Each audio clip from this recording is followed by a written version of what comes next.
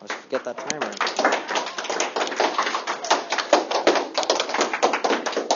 Hi. Could you imagine going through years of schooling, dozens of tests, hundreds of class periods, and thousands of dollars just to be able to effectively communicate with your partner's grandmother? Because that's what happened to my cousin. Her name's Caitlin Flanagan, and she's a Colorado State University graduate. She mastered in Spanish cultures and languages, and now she finds herself as a first bank teller making $12.50 an hour. How she got here is pretty sad, but if you were to ask her how it happened, she wouldn't beat around the bush. She'd be very straightforward with you. Right after college, her school helped her get a job teaching students from Mexico the English language. But she really couldn't understand the kids when they spoke. They spoke way too fast for her. But it wasn't just the students. It was anyone from, like, Mexico, or it was their first language, was Spanish. So she kind of got really sad about it. She found herself thinking that the 6 years she spent getting her degree were useless. And it's stories like that that inspired me to look into the topic of how effective is college, and would it be effective for me? We're here in 2017, nearing the end, almost 2018, and our country's national debt has never been higher. But it's not just the national debt, it's the student debt that is collected by everyone. If you were to add everyone's debt up together, you'd see a huge mountain, and a mountain that, according to the U.S. Revenue Fund, is $1.31 trillion high. If you were to take all that money and put it into stacks 6 feet high, it'd be this big, which is 3 acres of 6-foot-high stacks of $100 bills. Now, me personally, I really think that would scare students, but apparently the countries and schools and teachers push college more than ever. And that might be right for some, but I'm really not sure if that's my thing, and I'm worried about it. So I decided that I was going to research alternate colleges. Oh, Jesus. Alternate community colleges and trade schools.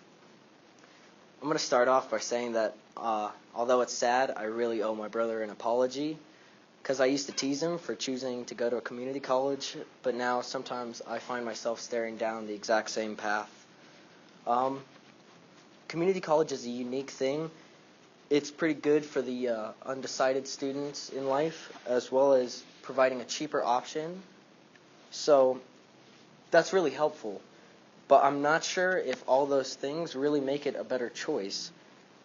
Grace Chen is an author, and she wrote an article on a pretty rare anomaly known as transfer shock.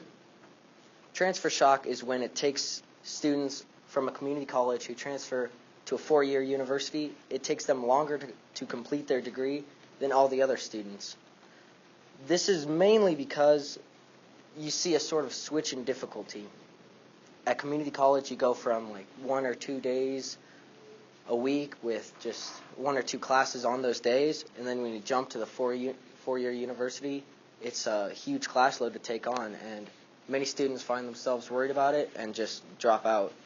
And I gotta be honest, motivation has never really been my thing, so I'm not sure if that would really work out for me. Hidden deeper down into the rabbit hole of lesser-known educations is trade school, or also known as vocational school. Vocational school takes students from high school who have a really desired path in the working industry, and it provides them with hands-on training, learning, and experience. So it's really useful for, say, auto mechanics and stuff like that. Me personally, I've always been very allured by the trades, because I don't think there's really anything more satisfying than completing a project or fixing something that's been broke. It really moves you. But unfortunately, I was cursed with my mother's brain and don't really think I'd be able to pick a trade. I'd think about it and could never make up my mind. And that's the big thing about trade schools, is it's not good for the undecided, which is definitely what I am. So I don't really know if I could look at this right now at this point in my life. So my next question is, what if I just stop right after high school? What if I just give up and jump right into the workforce? what's that going to do for me? Where is that going to leave me? Through my research, I've found that it was actually easier to do this in previous generations than it might be now. This is due to a pretty rare thing. Used to be rare, but now it's rising up and upwards. An editor from the Washington Post, Catherine Ramble, wrote an article on what is called degree inflation. Currently, over 25% of careers have raised their requirements from the high school diploma to a bachelor's degree. And many more businesses are following suit, leaving people with no degrees with less opportunities. Even though a lot of the times you'll see that a bachelor's degree might not be needed for the work that's being done. Any high school graduate could walk into these jobs and accomplish the work pretty effectively. But that doesn't really change the fact that you won't get hired without the necessary degrees. So sadly, I came to the conclusion that my teachers have been telling me for years I really do have to keep going after high school. So here I am, a semester wiser, and I can't help but feel defeated a little bit, to be honest. Did I fail in my goal of finding something that I wanted to do with my life? Did I not succeed at anything I've been attempting over this semester? I think I actually did succeed, but it was in a really crazy way. I learned about some really unknown to me new paths that I could take in my life, and it showed me that there's hope no matter which path I want to take. I'm really excited to see not only the accomplishments that I will achieve in my future, but the accomplishments of everyone else in my generation. We're going to lead the next step of the United States, and it doesn't matter which path we each individually choose, whether it be a 4-year university or community college, vocational school, or maybe just dropping out.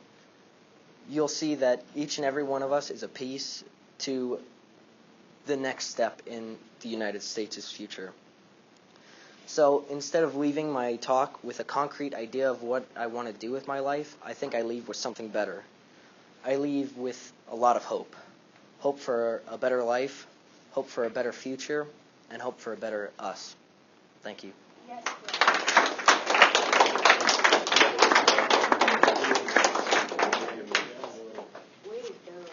Thanks, Allie.